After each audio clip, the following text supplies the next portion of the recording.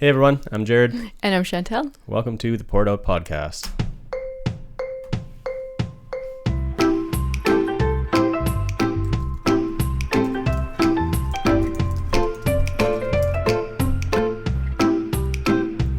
You're like furiously typing notes during the intro. Quickly had an idea. Write it down before everything flies out of my brain. Okay. How are you doing? I'm actually very anxious today.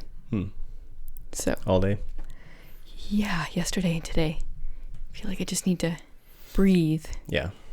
I feel like there's been just a lot going on, weirdly. But there hasn't. But like if I were to tell someone what I did, and like nothing. I don't know. What?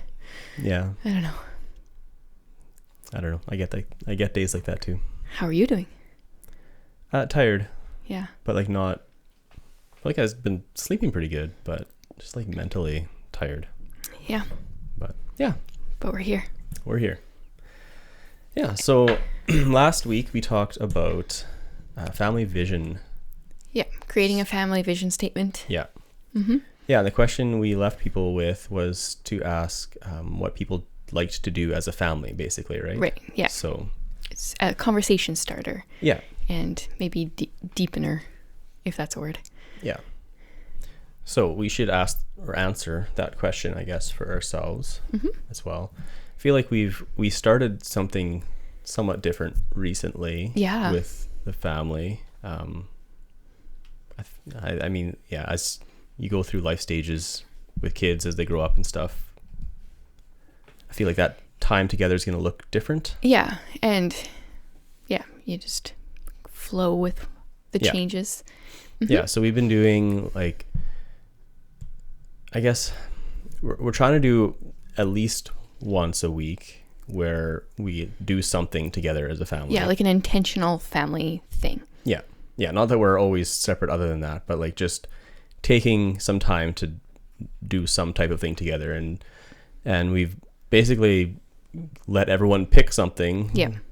And we just kind of go through each person gets to pick one day of what we're doing. So yeah, we go through the birth order, and whoever's turn it is gets to pick, and no one else is allowed to complain. Verbally, they can complain in their own head, I guess. Well, but not even, but everyone's supposed, have a good attitude about it. Yeah, you can't complain with your body language. Yeah, your turn will be coming, and you just got to try to enjoy what other people want to do. Yeah, and partially that's just a learning thing too for the kids to be like, like sometimes you're not going to be able to do exactly what you want to do, but you can still enjoy doing things. Yep. I just gotta turn my keyboard off before he lies on it and presses all the buttons, because he does that. Sorry. Quick break. Yeah. While the cat almost jumps on the keyboard. He does that a lot. Yeah. Yeah, so far it's looked like a lot of video game time. That's what the kids have picked so That's what far. I've picked too. That's what you picked too, I guess, yeah. You're the only one that's picked and something. I'm going like analog board game. Make everyone play board games with me. Yep. Yeah. It's good. It's interesting. You can see what different people like. Like even with the video games, we've got one kid that picks crazy mash the buttons kind of games, and other people maybe not so much. Yeah. And I think probably as if the weather ever warms up, we'll probably do it'll probably branch out a little more. Right. Weather's been terrible the last week. Got a lot of snow this week. Yeah.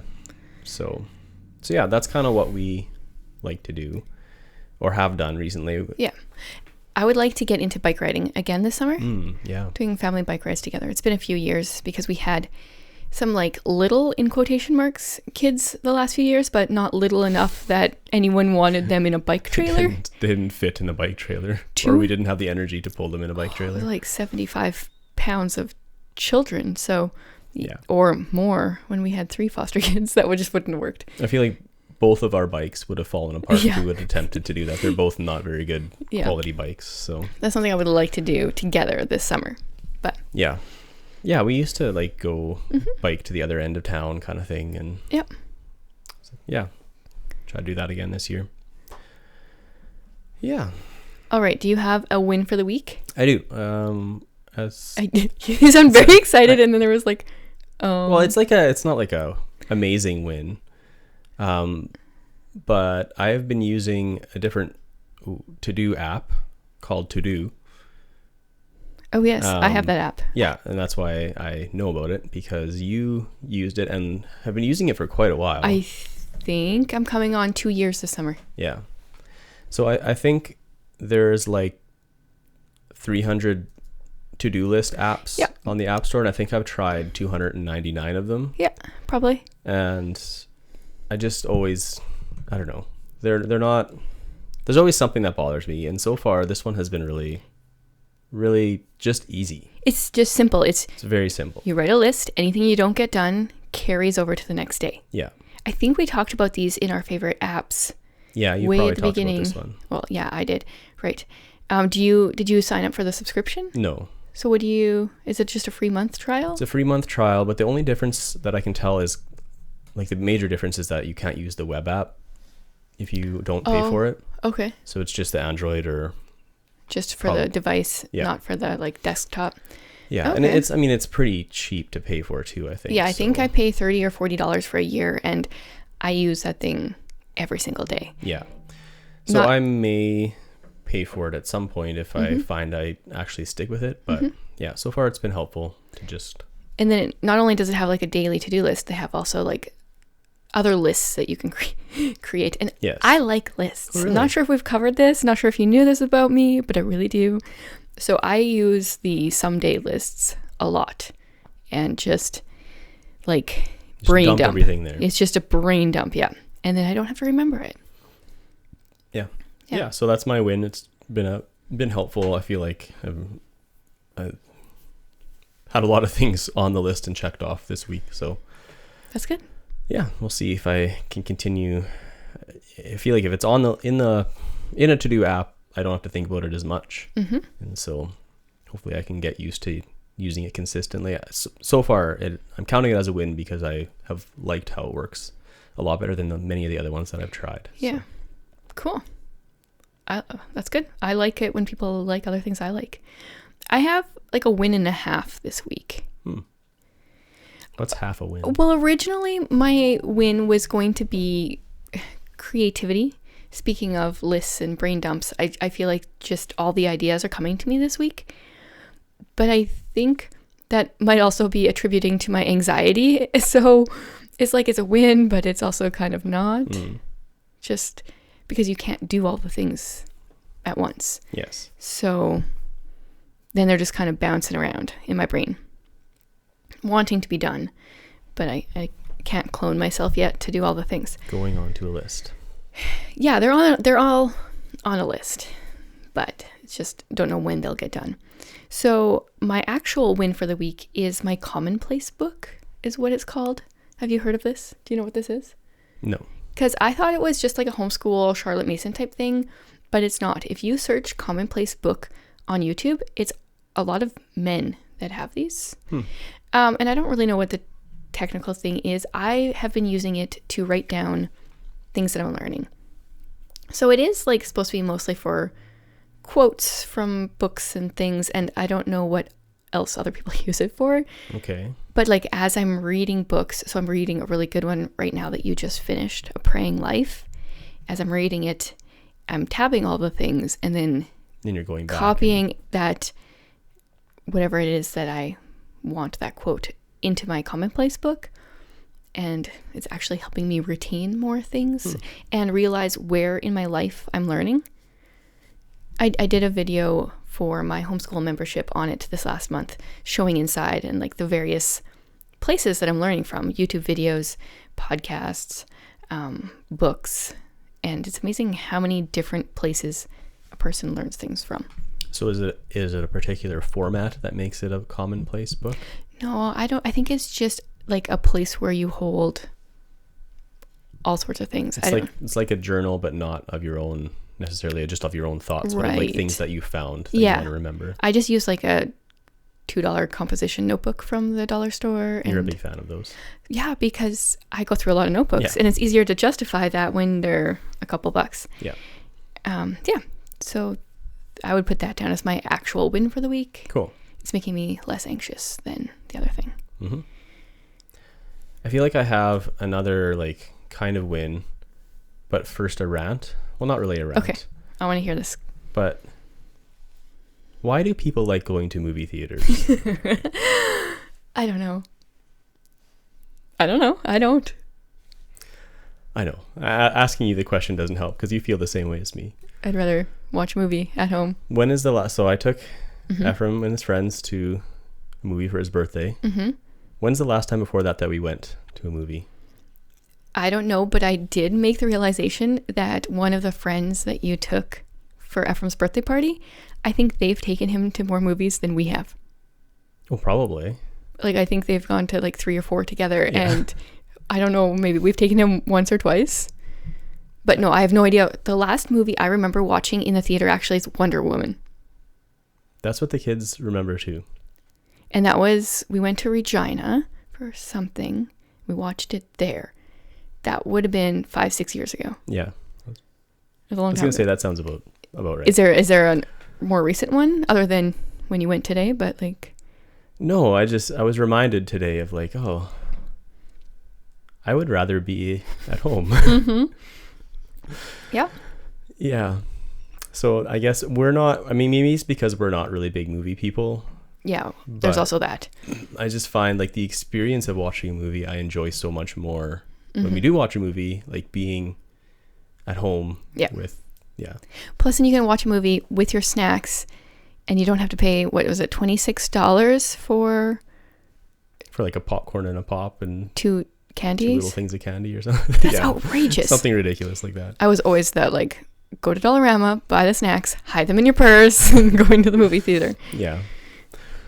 Yeah. Anyway, okay. So I won't rant about it. If you like going to movie theaters, cool. Good on you.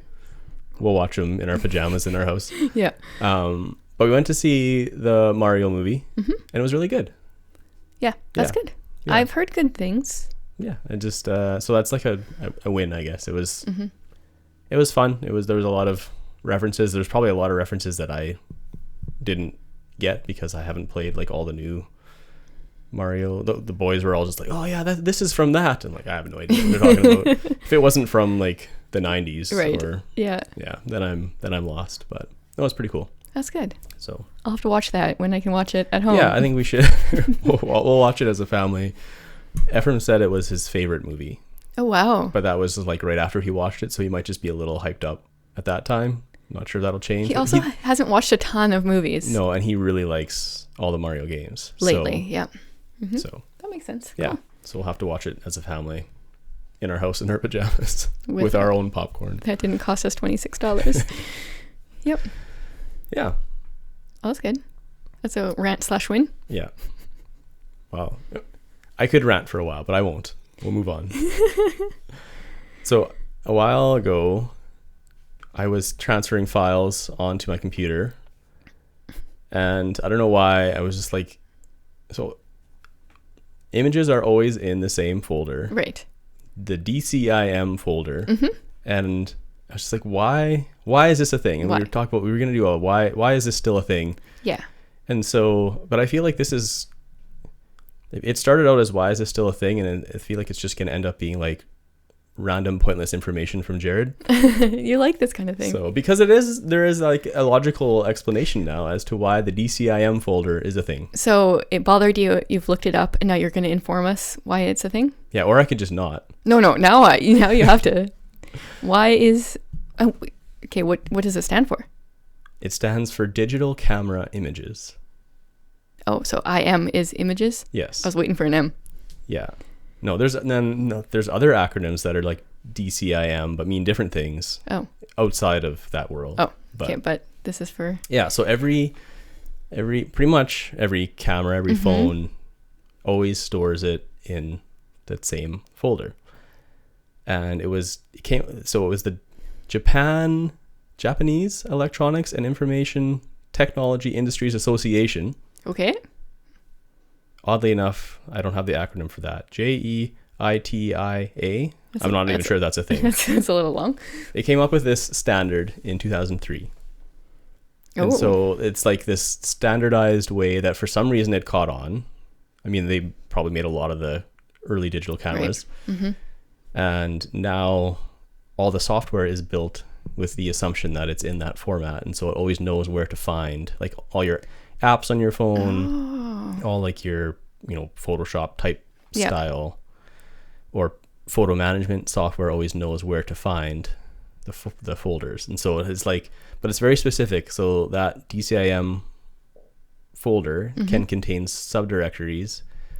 So if it has folders in that folder, they have to be 3 numbers and then 5 alphanumeric or like letters and combination of letters and numbers. Okay. But it has to be, folders have to be like that.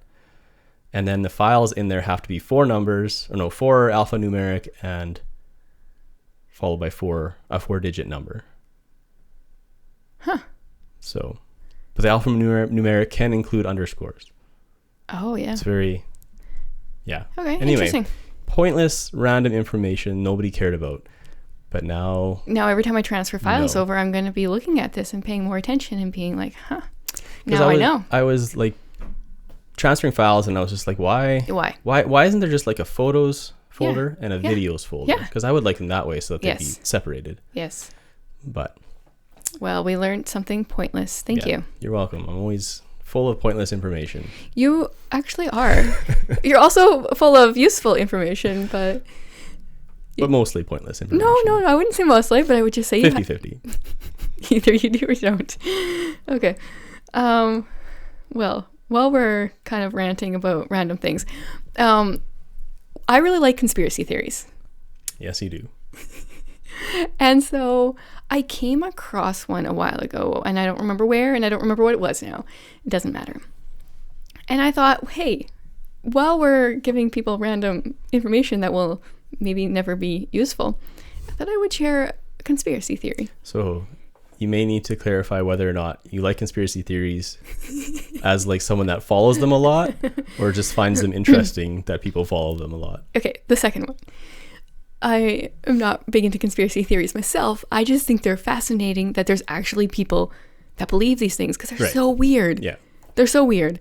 But the best one, I searched and I found, a few that were like, oh, okay, I can, like, these are like plausible. They don't feel so conspiracy theory-esque. But the best one I found was Walt Disney. So apparently when he died, there was this big thing that he froze himself. I don't remember what that's called. Cryogenically or something like that. Yes. And so the whole reason that Disney made the Frozen movie was to skew for people searching for him. Frozen Disney? Yeah. Walt Disney Frozen. Yeah. So now they come up with the movie. Right. Not him in his frozen state. That makes sense. I thought that was a good one. Yeah. Now I'm going to look into this a little bit more. I want to see where are these people hanging out? Why are they spending their time caring about this? Like, who cares? But there is a random conspiracy theory for you today. Why would they not want people to search for that? Is it some kind of... Well, maybe he really is. But maybe it was too true. Why does that matter? No idea. I have no idea. But now we know the whole point behind Frozen. It was just to throw conspiracy theory people off. That makes complete sense. Yeah. Yeah. As do all conspiracy theories. Yeah, I totally believe that now, for sure. I still think Australia is not a real place, or New Zealand is not a real place. New Zealand is not a real place. Or is it Australia? Oh, no, I don't remember. One of them is not a real place, and if you go there, it's just paid actors from the other place. Yeah. Pretending. Anyway. Yeah. Save that one for a different day, maybe. There's some good conspiracy theories out there, and by good I mean hilarious, and we will inform you of more of them in the future. And hilarious and slightly maybe more than slightly concerning that people really seem to want to believe things, or even care to have the brain space, or take up their time. Like Walt Disney, I don't care. Is he frozen? Does it matter? It's not really going to affect your day-to-day life very much, I guess. No, except now I'm going to be kind of searching for some of these groups. So now you have to figure out, how do you search for Walt Disney Frozen without getting Frozen movie results? Yeah. I'll update you next week. All right, so last week we were talking about a family vision statement, and so we thought we would continue on and kind of just maybe dive a little deeper into the main Yep. areas of our vision for our family. Yes. So the first major point was that we, as a family, want to love and seek after God. Right. And while you were writing this out, or I was organizing our family vision statement, trying to just like move some bullet points around, and then I think I had another one to add, and then I realized, oh, this fits very well with our like church. What is that considered? It's kind of of a mission statement, yeah, as well, yeah. So our church mission statement, or whatever it's called, is love Jesus, love people, help people love Jesus. And I realized, without even trying, we like very well fit things in those categories. Yeah. So this is kind of like love Jesus. Yeah. So we thought we'd just chat about how we want to do that, I guess, Yeah. as a family, how maybe we have, how we Are working on. Yeah. It's a work in progress. And like the family vision statement, I think we mentioned last week too, it's not like this is what we want the kids to do. Just this is also like we are doing this together as a family. Yeah. Or attempting to. It's like it's an ideal for all of us. Yeah. That's why it's the family vision statement, Yeah. not a... But I feel like it can be easy to kind of get into that rut of like, Yes. this is what I want my kids to do. Yeah. Well, and though it's like whatever you want your kids to do, you better do. Yeah, for sure. So, and that's kind of the first thing I think. Well, I don't know where we want to start, but the first thing I think of when we talk about how do we do this as a family is that we need to lead by example. Right. Yep. Because kids are just going to pick up on what you do. Yep. 100%. That's what they do right from the beginning. Yeah, that's when you start to realize all of the things that you say that you didn't realize that you said. Yes. Or like weird phrases you use and stuff like yes. that All of a sudden your kid is doing it, and then you're like, where'd you get that from? And then you notice yourself saying it, and you're like, oh, now I know where you got that from. And then every time you say it, you're like, oh, not again. Yeah, gotta stop saying that. Yeah. Yeah. What was the one? There was one a few years ago. Oh, that one of our kids kept saying, and then we realized, I don't know if we had said it before them or if we caught on to them saying it, but then it was hard to stop. I know there's been a few that either one of us have discovered that, oh, I didn't realize I said that so often. One thing I do is I tell kids just 1 minute or 1 second, and I do the finger, and then like a hold up a finger. And the one foster kid, he did that a lot, and that's when I realized, oh, that's me telling him just 1 second. I'm busy. Yes, you are a pointer. Well, I'm a hand. You're a hand like talker. If I had to sit on my hands, I don't know if I could talk. I'll try it. Let's see how long this lasts. Yeah, so I guess we should talk about what it means. Like, what are we talking about when we say love Jesus? Because that, I think, could mean a lot of different things for different people depending on maybe their background or whatever. So praying is a big one. Yes. And reading the Bible is a big one as well. It's these are ways that you get to know God, right? And like you can't love Jesus without getting to know him. Yeah. So through prayer, through reading your Bible. Yeah, and having that relationship, right? If you're not communicating, which we do through prayer and like opening up the scripture and actually reading and getting to know who he is, then you can't actually have that relationship. So praying together as a family is something that we have done kind of off and on. Again, different stages of life. For a while there, we would pray as a family before bed, which worked well in certain stages. And then in certain stages, it just did not work well. I don't know. Like, I feel like your personality is not this way so much. Mine is, I'm not very good with routines. I feel like your personality is more, but we also don't do much for routines as a family. Yeah. Like I change.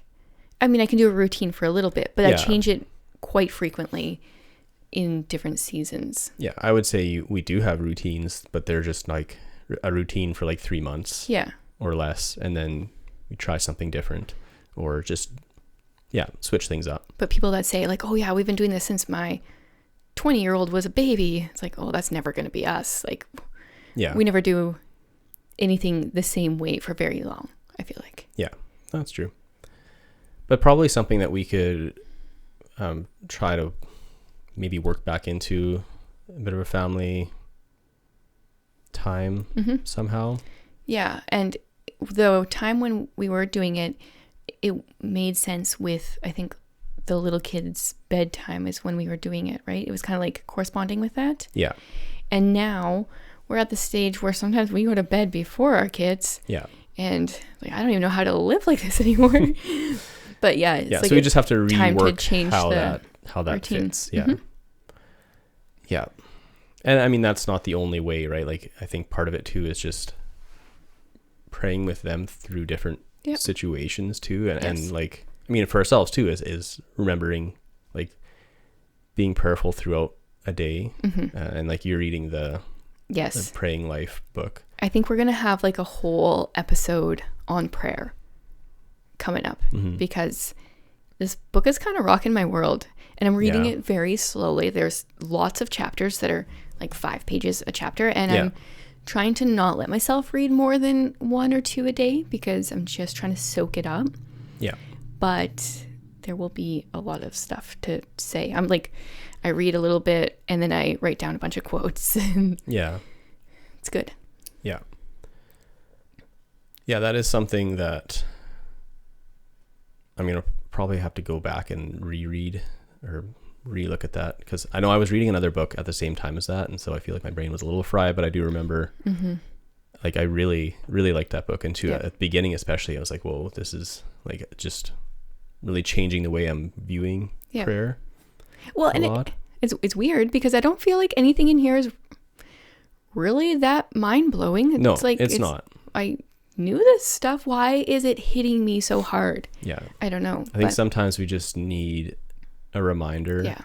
And this is almost like a reminder of the simplicity of prayer, which I needed, because you can often, like, it's this thing where it's like, I mean, you're talking to God, which is like mind-blowing in and itself, and yet he wants us to to talk to him as our Father, which also is mind-blowing to think about that. But then you think about, like, how do you talk to, like, I know we often, or at least me, want to go to, like, you know, Christianese type language when we pray, and like not how you would actually talk to somebody. Yeah. So anyway, we'll dig into that one, I think. Yes, I think that will just be like more in depth coming up, and I look forward to that. Yeah, so prayer is a big one as far as loving Jesus, right? And I think the book talks a lot about, like, well, the person that wrote the book talks about their, like, dedicated time where they just pray, but then there's also just the continual throughout the day, like, something happened and what is your immediate response to it, or and often it's just like react, respond. Oh, I clearly remember once, I was sitting on my hands and then I stopped and now my hands are everywhere. When our oldest was a baby, maybe like 6 months old, I went shopping with a friend, and she had a kid with pretty much the same age. They were in their strollers, and her kid had been drinking a bottle, and the bottle went missing somewhere in the clothing store. And so I'm like, okay, let's look for it. And she, like, stopped and prayed first, and I was like, oh, that wouldn't have been my, like, it obviously wasn't my first thought.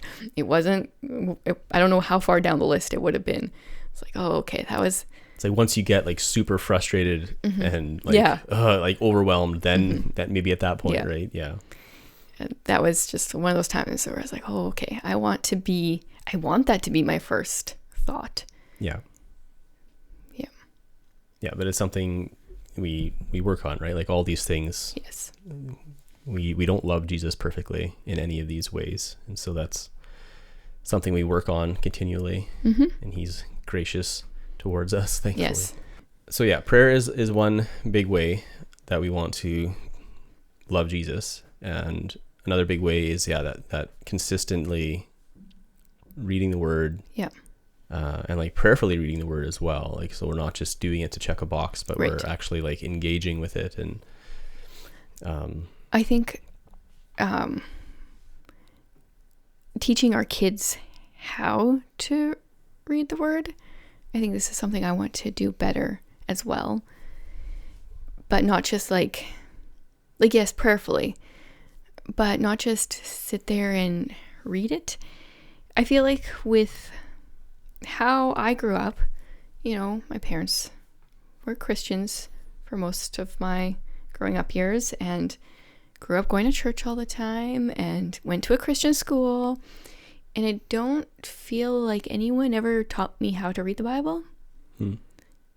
Yeah. Like the way that our church does sermons, we go through books of the Bible and like actually go verse by verse and think about or look at what does this actually mean.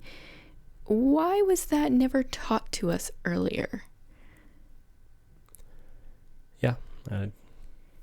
It's not really a question I guess you need to answer, but like I don't have an answer. I think that is something that should be taught, and it's making me realize our kids are in with us at the service, so they are getting this now much earlier than we did. But if it's a good reminder to me that the basic things need to be taught. Yeah. Don't take things for granted. Yeah. And maybe I know how to do some things now at the age of 30. Who knows how old I am, because I always forget. But I need to be teaching these to the kids. Yeah. Yeah, and like remind ourselves too, right? Mm-hmm. Like it's easy still to go back to that, well, I have to read the Bible today. Right. Not be excited about it, right, or anything, but just like, that's just a box I need to check. And like there's going to be days that you don't feel like it, and it's still good to still do it even when you don't feel like it. Yep. It's still beneficial. But yeah, we want to be getting to the point where it's like more and more we realize we need to read it, because we want to, because it sets the tone for the day. It gets us like, it reminds us of who we are and stuff. And part of that is reading it knowing the whole story too, right? Like, so that when you read a section, because sometimes you read a section and like you don't have time to read the whole book, or you don't have time to read the whole Bible, so you don't have the whole story in one sitting. But you kind of need to know how that piece that you read fits in with the rest, especially in like if you're somewhere in the Old Testament sometimes, and it's like, well, I didn't get much out of that. Well, like, but without knowing kind of the context of where that fits in with the whole story, like we're not really going to understand it very well. That's right. Yeah. So yeah, I think getting better ourselves at learning how to read it, and just building that muscle memory too of reading a more, I think in some ways, like a more difficult book to read, right? Like, because if you're just reading like silly fiction book, like that's easy, and it takes more work, more effort to read the Bible and to actually like understand and glean things from it. Well, it reads a lot like a classic, which just takes so much more brain power. Depending on the version you're reading too, but yeah. But because it's like the inspired word of God, there's so much more there. Like, you can read a classic and there's a point where, okay, you've got everything you're going to get out of this, but there's never going to come a point where it's like, okay, I've read this through so many times, I'm done now. Like I've got everything I can possibly get out of here. Yeah, and we can often, like, especially with the familiar stories, I feel like it's really easy to think that way, where it's like, oh yeah, this passage is about this, and you just kind of like skim it or whatever, or read it, but my mind starts to just kind of wander or something. But it's training yourself to like, or reminding yourself that like there's a lot of depth here too. Oh, I think a good thing, we listened to the story of William Tyndale. I didn't really like the version that we listened to. It was kind of painful, but it was a good reminder of like the work that went into translating the Bible into English and like getting this into the hands of us regular people. And the privilege that we have now of being able to just like at any point in time read the Bible. Like it's crazy. Yeah, we don't have to depend on, you know, either knowing Latin or having the priest read it to us or... Yeah. And like how many Bibles do we have in our house? Like 10? Right, yeah. Probably, and then on our phones and devices. You have every version that you could, and you can have someone read it to you at the drop of a hat. Like you can just press a button and someone reads it to you. Like it's, there's so much access that I think we could take it for granted, but yeah. And one thing, thinking of like the leading by example piece is even where we do Bible reading. And so we try to I think both of us typically read in a more, I guess, public space, not really public, but like a family space. Well, in our like living room area there, And I think that's important to do that at least for some of your time where your kids can see what you're doing. Except that ours are usually asleep these days. Right now they're often asleep. They're turning into teenagers. But I know I struggled with that before, where it's like, you're trying to read, and then all of a sudden a kid is up, and they're trying to talk to you, and it's like, oh, this doesn't feel like I'm like a very beneficial time, but it's like at the same time they are seeing what you're doing. Yeah. And like I said, they're gonna follow what they remember, like subconsciously, even what they remember you doing. Yeah, that's what they're gonna do. I definitely have strong memories of like waking up and going to the living room and my parents being there reading their Bibles. Yeah. And so prayer, prioritizing the Bible, and then also prioritizing the gathering with the church is another one. And I think that's also something that kids will pick up on. Right. As far as, like other activities, right? When things conflict with, you know, a gathering with the church, like what gets priority. Yeah. And so I always try to be consistent with, like the church is going to get priority, because that's how God has designed this walk with him is with a body of believers. And not like the church gets priority, we have to do this. This is like, no, not a begrudging thing. Like, it reminds me again of one of our foster kids. Every morning I would ask him, like, what do you want to do today? He would always say church. Yeah. He always wanted to go to church. I'm like, what a good attitude. That's the way we should want to be, is gather with fellow believers every day. Yeah. It was always heartbreaking. No, we can't today. Yeah. Yeah, but to see them excited about the gathering instead of just like, oh, we have to do this. Yeah. Yeah. So, how do you think homeschooling fits in with all of these things? Or do you think it doesn't?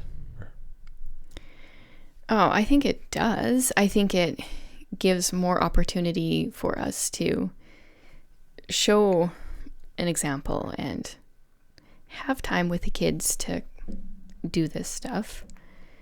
I think homeschooling, for the most part, just always offers more flexibility and influence, like time that you have to influence your children.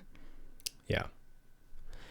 Yeah, I think like everyone's always being discipled by something. Right. And so we're either discipled by the culture around us and our kids as well. Like they're either discipled by the culture of the peers, their peers. Yeah. And so like, I know I wouldn't say like the public school culture is necessarily the reason. I don't think that's really the primary reason that we're homeschooling. No, but it's a added benefit. It is, yeah. And so like, you know, I know not everybody homeschooling doesn't work for everybody. There's circumstances, and so they're, not whatever disparaging anyone that their kids are in public school or in, a Christian school or whatever. But yeah, I think there's a bit of an attitude where it's like, well, you can't shelter your kids from things. And like, I agree kind of, because we all shelter our kids from things until they're ready to handle them, right? Like that's kind of our job as parents, is to shelter them from danger and to train them and get them to a point where they can then leave that shelter and be okay. Yeah. And I think like the situation we kind of have with one of our neighbors, it has brought up conversations with the kids maybe even earlier or more frequently than I would prefer, but I would rather they have these conversations with me, with us in our house, than be talking to their like fellow students about it, and or even other people that have different beliefs. So I would rather have them learn about these cultural issues from a biblical standpoint first, before, instead of just like, being taught what the world wants you to know or think about these things, and then coming back and being like, well, this doesn't make sense. And so I think it's definitely an added benefit that we get to give them that base of this is the truth from God, and that's what we're going to base our interactions with what the culture thinks, based on what we know is true, because what culture thinks changes all the time anyway. So I can't keep up with culture. I don't understand. Oh, there's another why is this a thing? Why can you have a boys only or girls only soccer team if there is no such thing as boys or girls? Yeah. I don't understand. You can't tell me both things at the same time. Just not supposed to think about it too much, I don't think. Oh man. Okay. Yeah. So that's those are, I guess, 3 ways that we're trying to love Jesus as a family and be that example, I guess, for our kids. So through spending time with him in prayer, through time in the Word, and then just prioritizing gathering with the church. So yeah. All right. So we were going to leave people with a question every week. I feel like this topic is maybe a little more for people in the church. Right. Harder maybe to come up with a question on this topic that's just, you can, talk to your coworkers maybe. Yeah, and now I'm thinking about soccer season because we're getting there, so I can't just like sidle up to a parent. So how are you and your family loving and seeking after God? I mean, you could. Yeah, but that might not be it might not come across. It might just shut things down a bit, depending on the context. But it is, that is a question I think that we could ask to, other believers. You should be able church, to, right? Like, and to spur each other on. Like, how does your family, love Jesus, or like prioritize that, or how do you model that to your kids, especially for people with children? So I guess that's a template of a question. Yeah, not really a question.